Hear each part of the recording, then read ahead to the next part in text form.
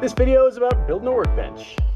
This is my garage. I love it. This side of the garage, you can see all that, is like an amazing amount of built-in storage, which I'm super, super happy to have.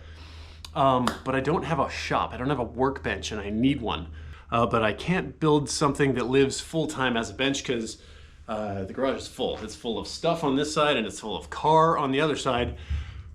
So we're gonna build a folding workbench, one that like, this thing here I found on Amazon. It's really well reviewed. There are photos of all sorts of cool shelving in their workshops and barns and houses. I pulled the trigger, off we go.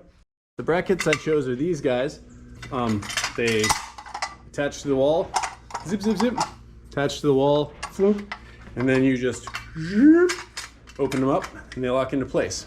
All in all, I think they're gonna work out just fine. Okay, what do you need for this job?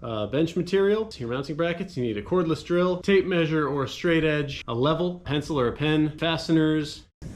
I'm just screwing 2 sheets of 3/4 inch plywood together to make a big old fat bench top. Here's where I've decided to mount this jammy because it's the perfect spot. I'll have natural light. There are studs here. I found them earlier. I've got power right there that I can run a little extension cord over. The shelf comes with fasteners and instructions, which I of course threw away. These are the fasteners that came in the kit. They're not very long. It's going to go through that much drywall and have a little bit of thickness left over right here for the shelf itself. So that gives you like that much purchase.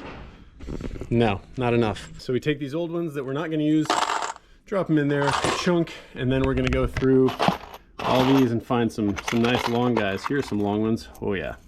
These things are rad. I keep all the stuff. This whole section, this is like stuff that came with that TV mount, right? TV mount came with a bunch of extra hardware. I keep it, I stuff it in there, and you never know when it's going to be handy. Get one of these. Get one of these. See that little guy? So I'm sort of guessing that these nails are the indicators of where a stud was. So I just test drilled next to one, and sure enough, I hit a stud. So I went ahead and marked it. That's where my stud is. We're gonna put the first bracket in right here, line it up with this stud, this line, and it's kind of deep, right? This is probably not OSHA approved, but this is my extra extended driver. Now we're gonna open this guy up. Gonna give it a test toast. Ooh. Click. Ooh.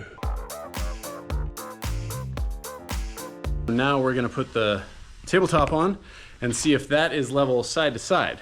Hopefully it is. I did not measure at all. At all. Moment of truth. Is it level? Oh. Eric. Ta-da! Click, click. Yeah. Here it is. Thing of beauty. Ah. Pretty easy, pretty straightforward. Just pretty much screwdriver, tape measure, and level.